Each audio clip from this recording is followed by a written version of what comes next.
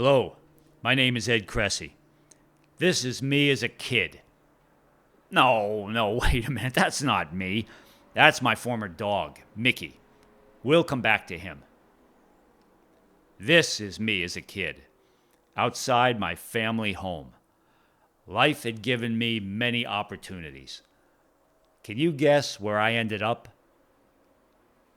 This is me as an adult, after getting arrested breaking into my family's home to steal for drug money. I was deep in methamphetamine psychosis. I believed an FBI September 11th conspiracy had targeted me. Can you guess where I ended up? This is me being recognized with a Community Service Award by the FBI director. You are about to witness my remarkable journey. As a kid, my dream was to become an author. I'd carry stacks of books home from the library to escape into fantasy worlds. Unfortunately, in school, I felt bullied, ostracized. I found a way to feel like Superman: drinking. Here I am at age 14, drunk for the first time. Something miraculous happened. All of a sudden, I felt like I fit in, like I belonged. My peers accepted me. I did the things they did. Found friends to make, lifted weights, even asked girls on dates. But all along, I was binge drinking. My high school best friend and I started getting into trouble, skipping school, smoking, stealing, speeding tickets. There was a lot of binge drinking. I tried to escape by going away to college, but I'd make up lies and tell false stories about myself. Had many meaningless encounters with women. Never pursued my childhood dream of becoming an author. I soon graduated from drinking to heavy drug use.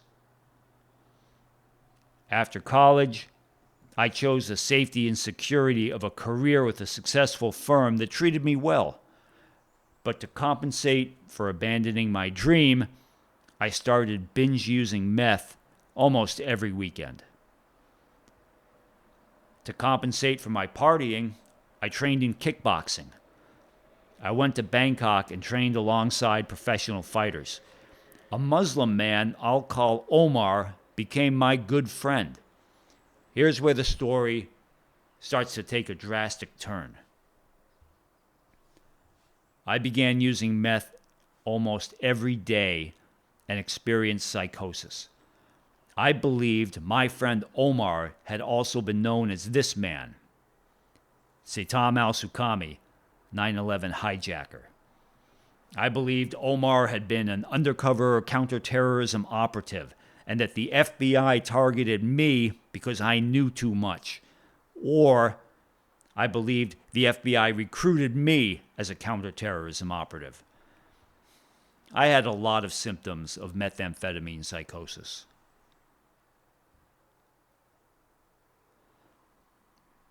The Boolean operators were disembodied voices claiming to be from the FBI, threatening me with horrific stories of imprisonment, torture, and death. Everywhere I went, I saw things like this. I discovered further evidence of the conspiracy. My first name is Peter. P is the 16th letter of the alphabet. E is the 5th, and so forth. Add all these up, you get 64. Keep adding, and eventually you get 1.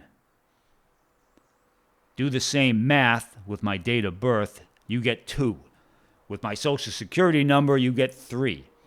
With my draft number, you get 4. With my driver's license, you get 5.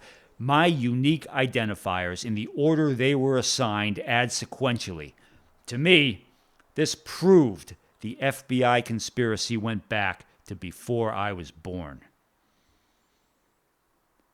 You remember Mickey, a beautiful animal who only wanted to love me. To my deep and utter shame, I neglected and abused Mickey.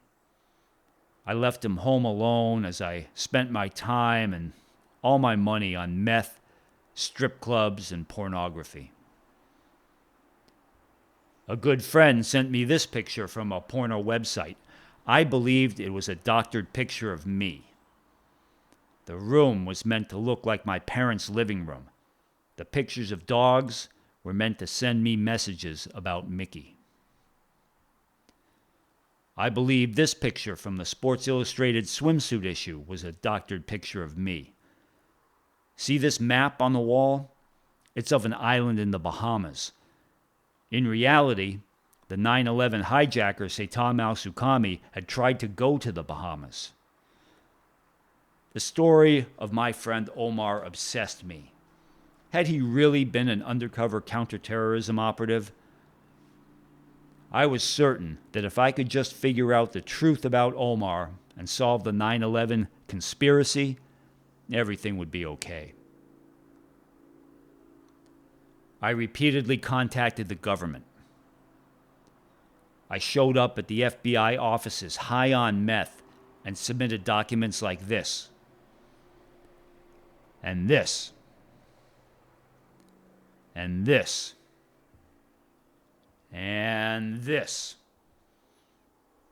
Eventually, I pushed it too far, and the FBI provided a document of their own. This is my FBI arrest report. I was arrested for failure to appear in court, but it represents a far greater failure on my part. I failed to use the many opportunities life provided. Instead, I ended up living in a flophouse hotel room above a strip club with a sink in the corner where I'd ash my cigarettes, wash my clothes, and urinate. I cheated welfare. I went months without showering or brushing my teeth.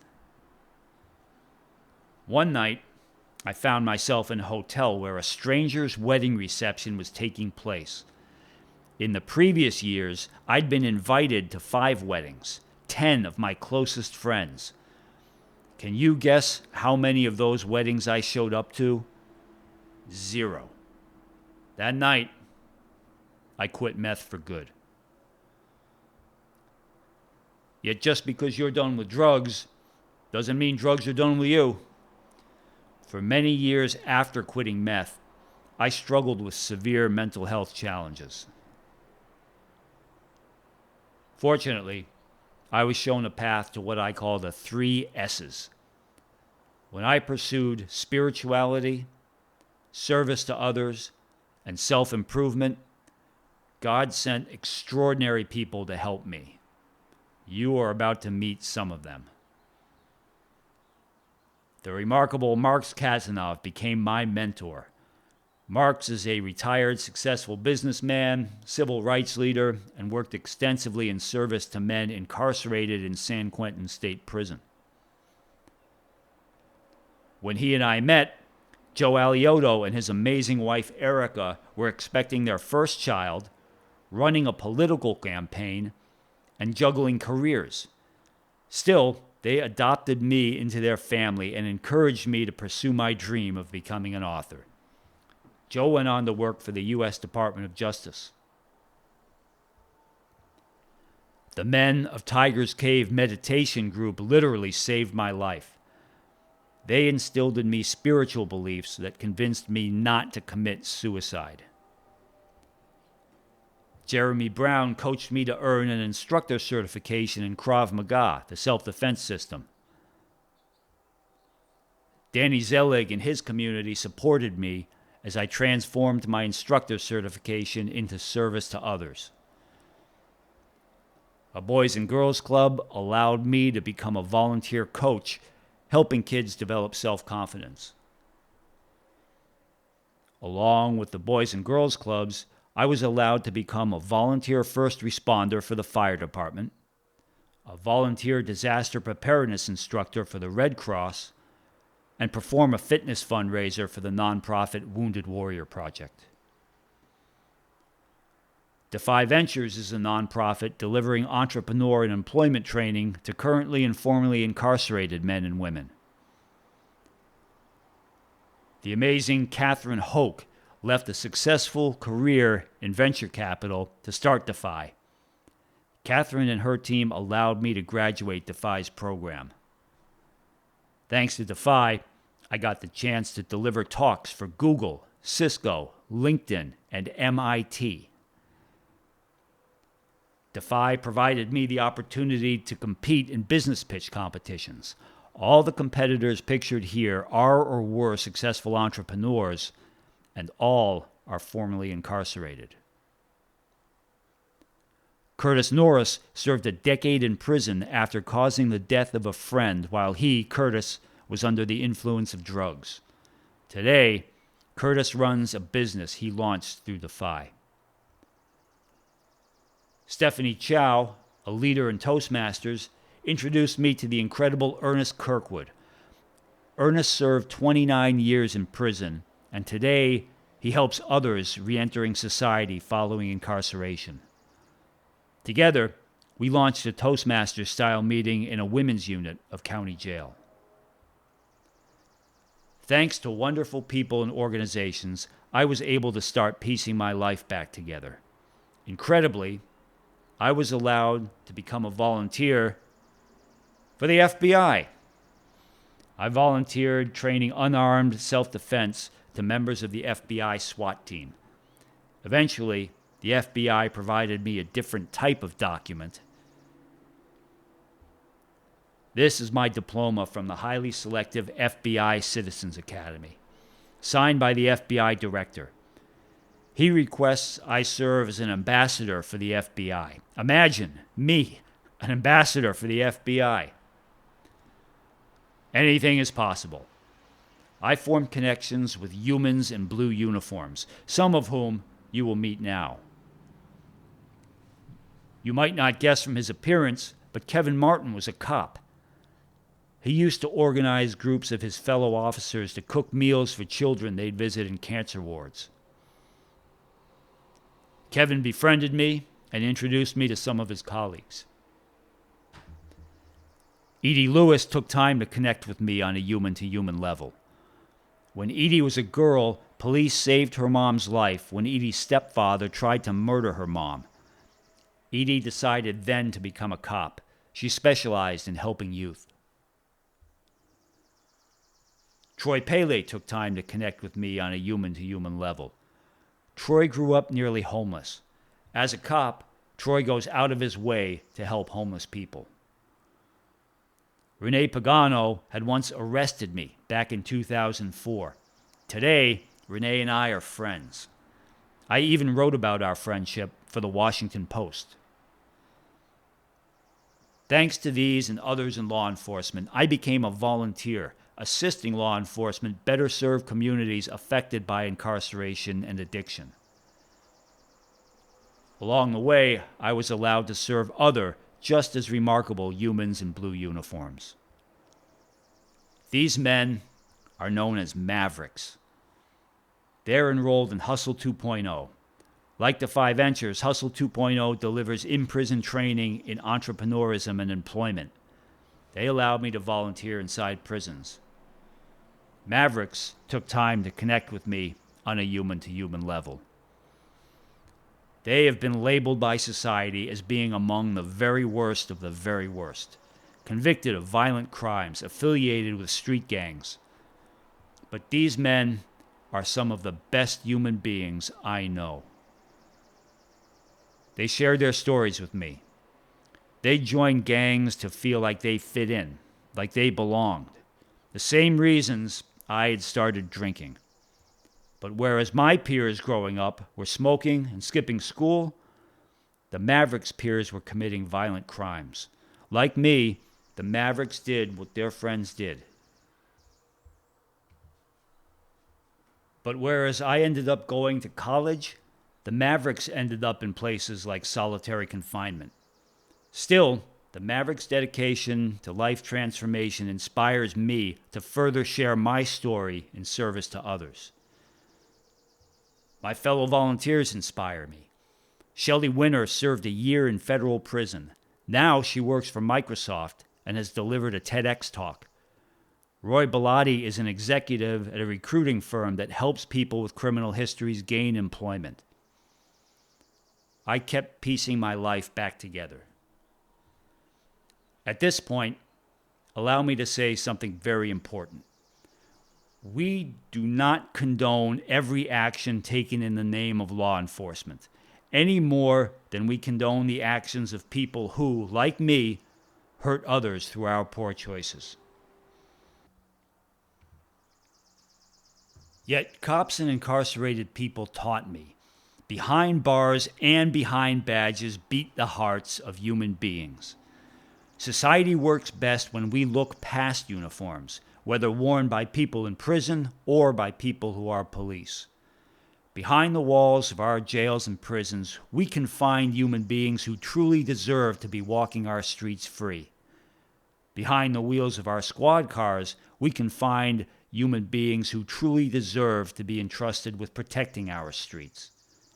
The question seems to be, how hard are we willing to look? Thanks to God, amazing people, and the 3 S's, I learned to stop looking for my answers in this picture from the FBI website. Instead, I focus on this picture from the FBI website. Here is the director of the FBI. No, wait a minute. Here is the FBI director. On the same day as the award, the Washington Post published an article I wrote. My childhood dream was coming true. My book was published in April 2020. I'm donating copies to incarcerated people and donating all profits in service to communities affected by incarceration and addiction. My incredible family gave me so much love and support. Today, I'm the best son, brother, nephew, and cousin I've ever been, while still very far from perfect, of course. Living life is like assembling a jigsaw puzzle. Every success story you hear gives you another piece. Hopefully, you found something in my story that gives you a piece to your own puzzle. Dreams do come true. This is the library where, as a child, I dream of becoming an author. Today, you can find my book on the shelves. I'm Ed Kressy. Thank you for watching.